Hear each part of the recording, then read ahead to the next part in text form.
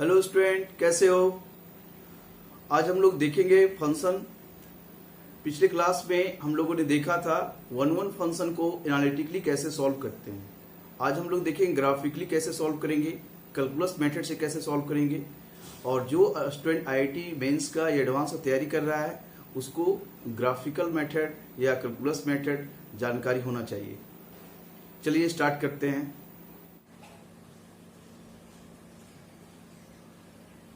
Graphically देखते हैं, ठीक है। तो अगर ग्राफिकली देखें, अगर कोई फंक्शन वन वन फंक्शन है या कि वन वन है या नहीं है, तो हम फंक्शन चेक करने के लिए क्या करते थे, parallel to y axis line लेते थे। अगर वो सिंगल जगह पे कट करता था तो वो फंक्शन कहलाता था। नहीं, यहाँ पैरेलल टू एक्स एक्सिस लेंगे, पैरेलल टू एक्स एक्सिस लेंगे और वो सिंगल जगह पे कट करना चाहिए, कहीं भी इसके रेंज में कहीं भी सिंगल पॉइंट पे कट करना चाहिए। अगर ऐसा हो रहा है तो that function is called one one function. Clear. अब अगर हम साइन एक्स की बात करें, जैसे साइन एक्स का ग्राफ है, साइन एक्स का ग्राफ तुम देखे होगी।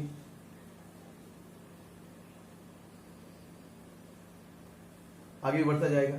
अगर पैरेलल टू एक्स एक्सिस लेते हैं तो नंबर ऑफ टाइम्स ये कट कर रहा है। दैट मीन्स ये फंक्शन वन वन फंक्शन नहीं है, ये अपने रेंज में नहीं, क्योंकि पैरेलल टू एक्स एक्सिस करेंगे तो नंबर बहुत सारा जगहों पे ये कट कर रहा है। अगर एक्स स्क्वायर की बात करें,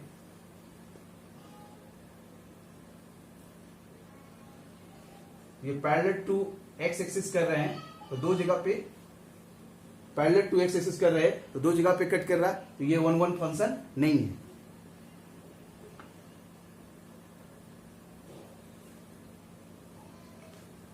अगर हम बात करें टेन इनवर्स एक्स, ये किसका ग्राफ है, टेन इनवर्स एक्स नहीं, टेन इनवर्स एक्स का ग्राफ है। तो ये पैरेलल टू एक्स एक्सिस करोगे तो ये सिंगल जगह पे कट कर रहा है, तो ये कैसा है, वन वन फंक्शन है। ये वन वन फंक्शन है, क्योंकि पैरेलल टू एक्स एक्सिस करोगे तो ये सिंगल जगह पे कट कर रहा है, तो ये फंक्शन कैसा हो गया, वन वन फंक्शन हो गया। करेक्ट। तो ग्राफिकली तुम लोग सीख गए। चलो third method, calculus method. Calculus method से हम लोग जान सकते हैं कि फंक्शन हमारा कैसा है, वन वन है या नहीं है। तो कैलकुलस मेथड से अगर चेक करना है कि फंक्शन वन वन है या नहीं है, उसके लिए हम लोग क्या करेंगे, फंक्शन को देखेंगे ये फंक्शन स्ट्रिक्टली इंक्रीजिंग है या स्ट्रिक्टली डिक्रीजिंग है। अपने डोमेन में वो आइदर स्ट्रिक्टली इंक्रीजिंग और डिक्रीजिंग। करेक्ट। इंक्रीजिंग का पता लगाने के लिए क्या करना पड़ेगा, f dash x greater than equal 0। Strictly ये इंक्रीजिंग के लिए केसेस हो गया। डिक्रीजिंग के लिए क्या करना पड़ेगा, f dash x less than equal to 0। अगर वो function f dash x greater than equal to 0 हो रहा है, इसका मतलब वो इंक्रीजिंग फंक्शन है। F dash x less than equal to 0 हो रहा है, डिक्रीजिंग फंक्शन है। अगर ऐसा हो रहा है तो वो फंक्शन वन वन फंक्शन है। करेक्ट। चलिए क्वेश्चन से देखिए। F x equal to x to power 3 plus 3x square plus 4x plus b sine x plus c cos x, all x belongs to real. Question में दिया हुआ है कि f x equal to x to power 3 plus 3x square plus 4x plus b sine x plus c cos x, all x belongs to real number.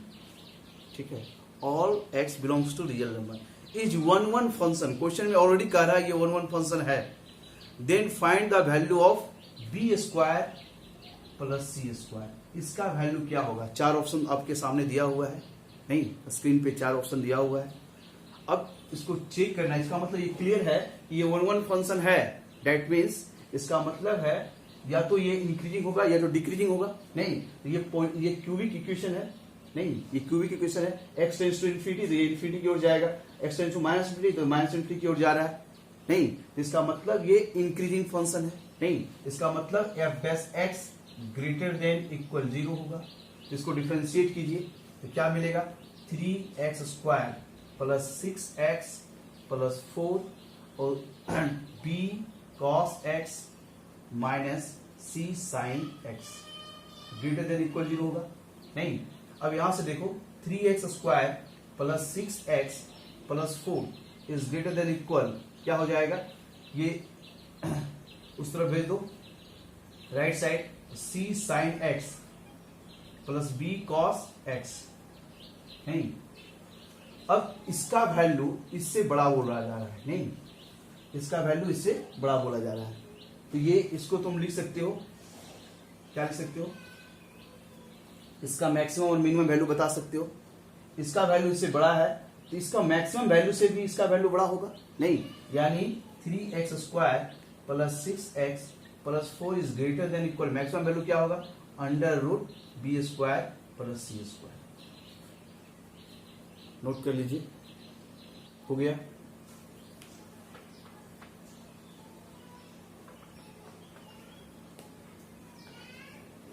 अब यहां पे देखो 3 common ले लो, 3 कॉमन ले लो, x² plus 2x plus 4y3 नहीं greater than equal √b² plus c²।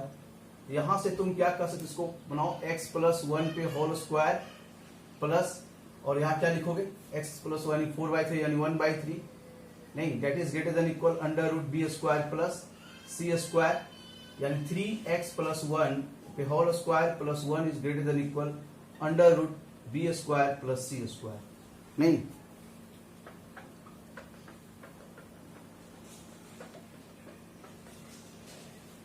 √b² plus c² का value इससे कम है। इसका मिनिमम वैल्यू क्या होगा, 1 नहीं, इसका मिनिमम वैल्यू क्या होगा, 1 यानी √b² plus c² is less than equal to 1।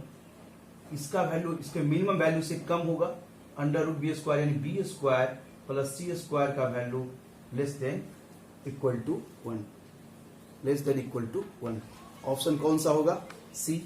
Option कौन सा होगा, सी, ऑप्शन सी। ये आईआईटी मेंस लेवल का क्वेश्चन है, ठीक है, जो board. Many one function, next देखिए मेनी वन फंक्शन।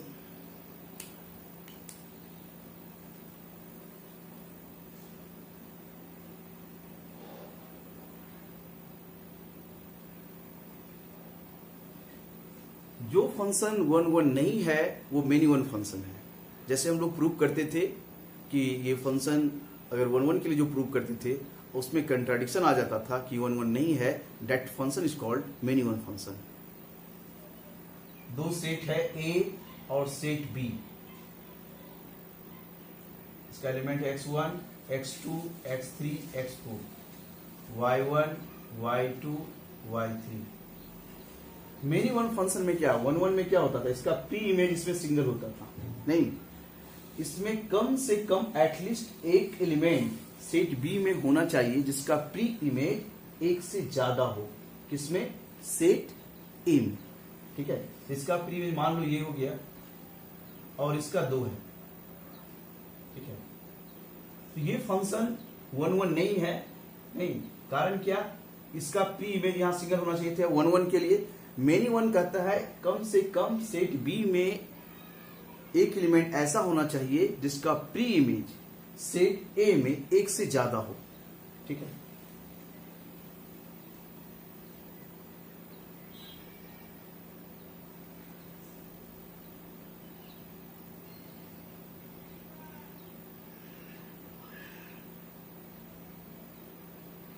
तो यहां पे y1 का 2 प्री इमेज है, y2 का 2 प्री इमेज है, तो दोनों फंक्शन कैसा है, मेनी वन फंक्शन है। नहीं, तो ध्यान रखिएगा, जो फंक्शन 1 1 नहीं है that function is called many one function, ठीक है। इसका डेफिनेशन आप लोग लिख सकते हो, function a function f such that a tends to b is said to be many one function if at least one element in set b have more than one pre-image in set A, clear? So question से देखिए, अब sine x का graph, cos x का graph, sine x, cos x, x square, mode x, ये सब क्या है? Many one function है। ये सब क्या है? मेनी वन फंक्शन है। नहीं,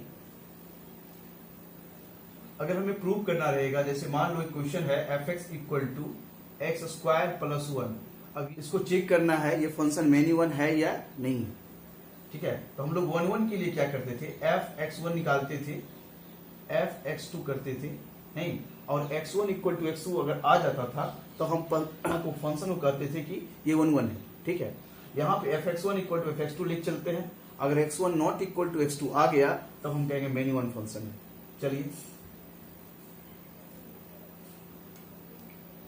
x1 square plus 1, x2 square plus 1, 1 1 cancel हो गया, x1 square equal to x2 square, नहीं, यहां से क्या निकला? x1 का वैल्यू प्लस माइनस x2 निकला। ठीक है, अगर यहां पे f such that r tends to r है, ठीक है, f such that r tends to r है, तो यहां पे x1 का 2 वैल्यू आ रहा है, नहीं, एक अगर x2 का वैल्यू 5 है तो x1 का वैल्यू प्लस माइनस 5 आ रहा है, नहीं, तो ये फंक्शन कैसा हो गया? Many one function, many one function. Note कर लीजिएगा।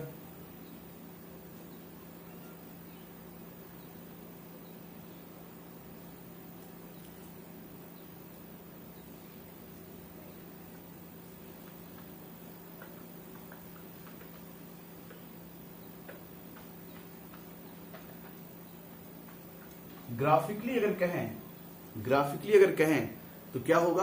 अगर कोई फंक्शन का, जैसे साइन एक्स का ग्राफ ऐसे हो रहा है, नहीं, तो पैरेलल टू एक्स एक्सिस करेंगे, अगर एक से ज्यादा जगह पे कट कर रहा है तो वो फंक्शन क्या कहलाएगा? मेनी वन कहलाएगा। नहीं, पैरेलल टू एक्स एक्सिस करेंगे, एक से ज्यादा जगह पे कट कर रहा है साइन एक्स, इसलिए साइन एक्स क्या हो गया? मेनी वन फंक्शन हो गया, many one function. Correct. Next point पे आएंगे। तो मेनी वन आप लोग सीख गए, 1 1 सीख गए, नहीं, अब आइए onto function. Onto function,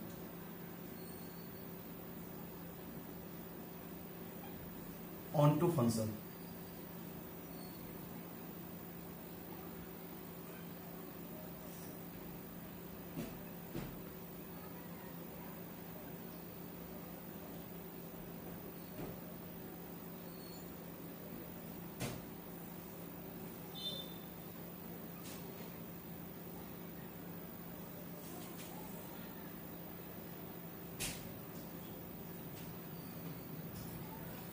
onto function क्या है?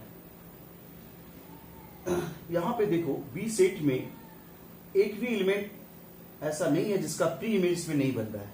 दोनों डायग्राम में देखो, सेट बी का सारे एलिमेंट का प्री इमेज सेट ए में बन रहा है, नहीं, इसका मतलब है कोडोमेन और रेंज बराबर है, नहीं, तो इसका डेफिनेशन लिख लीजिए आप लोग। F such that A tends to B is said to be onto function if each and every element of set B have pre-image in set A। हो गया? अब ध्यान दीजिए, इसमें कोई भी एलिमेंट ऐसा नहीं है जिसका प्री इमेज इसमें नहीं बन रहा है। दोनों डायग्राम में देखिए, नहीं, यहां पे क्या हो रहा है? डेट इज, नीचे लिख लीजिए, that is range equal to codomain,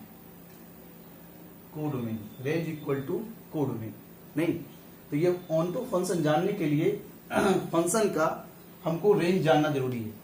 ठीक है, रेंज निकाल लोगे, कोडोमेन दिया हुआ रहेगा। बाय डिफॉल्ट किसी भी फंक्शन का कोडोमेन रियल होता है। अगर कोडोमेन नहीं दिया हुआ है, जैसे फंक्शन में यहां दिया हुआ रहता है f such that r tends to r, तो ये रियल नंबर हो गया, और ये क्या हो गया? ये हमारा रियल है, ये भी रियल है। ये यहाँ पे दिया हुआ जो रहता है ये डोमेन, और ये दिया हुआ क्या रहता है? कोडोमेन। ठीक है, तो अगर हम किसी फंक्शन का रेंज निकालेंगे, अब कोडोमेन के बराबर आ गया, तो वो फंक्शन ऑन टू फंक्शन कहलाएगा, अदरवाइज ऑन टू नहीं कहलाएगा। That function is called into function.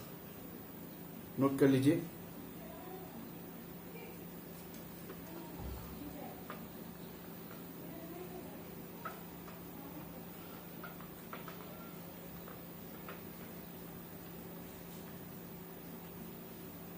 एक क्वेश्चन देख लीजिए, क्या कर रहा है। Let A equal to, set A में 1 2 3 है, बी में 4 5 है, एंड लेट एफ कनेक्टिविटी कैसे है, 1 का 4 के साथ, 2 का 5 के साथ, 3 का 5 के साथ, so that f is onto function from A to B.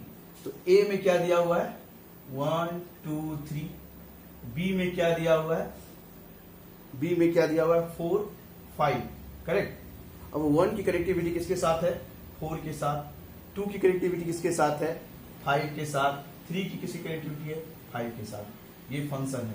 अब यहां बताओ कोडोमेन क्या होगा, कोडोमेन क्या होगा, सेट बी, नहीं बी क्या है 4 5, इसका रेंज क्या होगा, रेंज भी क्या है 4 5, यानी range equal to codomain. So fx is onto function, clear. क्योंकि इसका 4 5 इसमें एक भी एलिमेंट लेफ्ट होकर हो जाता तो ये ऑन टू नहीं होता। नोट कर लीजिए इसको, इनटू फंक्शन, ठीक है। अब इसमें क्या है, जो फंक्शन 1 2 नहीं है that function is called into function. x1 x2 x3 x4 y1 y2 y3,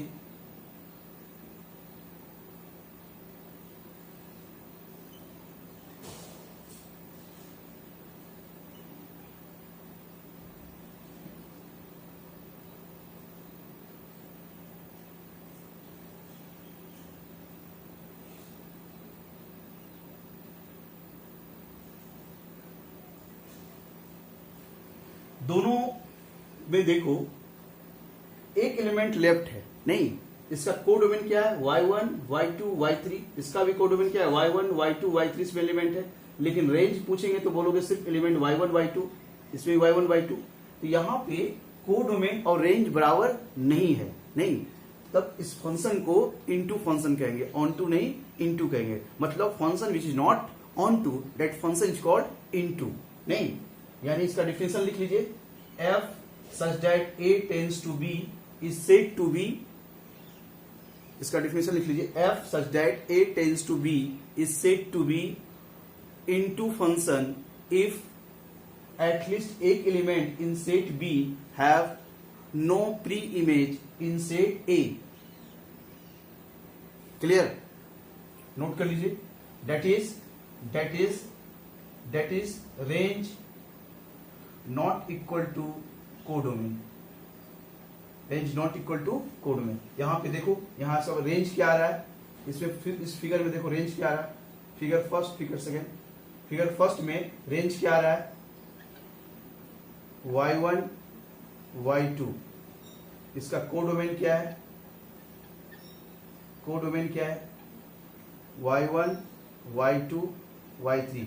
तो range not equal to codomain, range codomain के बराबर नहीं है, that function is called into function.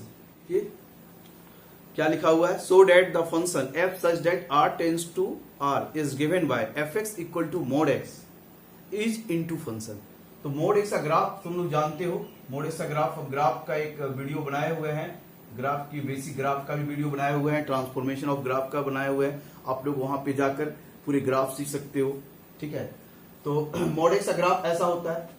अगर यहाँ पे दिया हुआ है कि r टेंड्स टू r, यहाँ क्वेश्चन में ऑलरेडी दिया हुआ f such that r tends to r, तो कोडोमेन क्या हो गया, इसका कोडोमेन क्या दिया हुआ है, कोडोमेन क्या है रियल, नहीं कोडोमेन क्या है रियल, और ये मॉडुलस फंक्शन है, इसका रेंज क्या होगा, इसका रेंज क्या है 0 से इंफिनिटी की ओर, 0 से इंफिनिटी। तो क्या range equal to codomain, range real है, रियल का मतलब माइनस इन्फिनिटी से प्लस इन्फिनिटी, नहीं, और रेंज दिया हुआ है 0 से इंफिनिटी, तो दोनों बराबर नहीं है। तो यहां लिख सकते हो range not equal to codomain, modulus, so fx is into function, नहीं इनटू फंक्शन।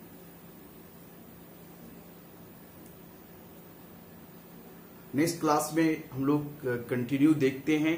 इस चारों फंक्शन से नए 4 तरह का क्रिएशन होता है फंक्शन का, जिसको हम लोग बाइजेक्टिव करते हैं। 1 1 onto, 1 1 into, many 1 into, many 1 onto. Next video में हम लोग इस पे चर्चा करेंगे। ठीक है, आप लोग हमारे साथ बने रहिए और वीडियो को शुरुआत से देखते रहिए।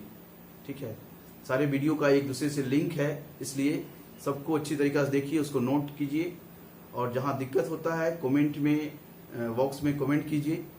ठीक है, वीडियो अगर आप लोग को अच्छा लगता है तो शेयर कीजिए और लाइक कर दीजिए। ठीक है, मिलते हैं नेक्स्ट वीडियो में।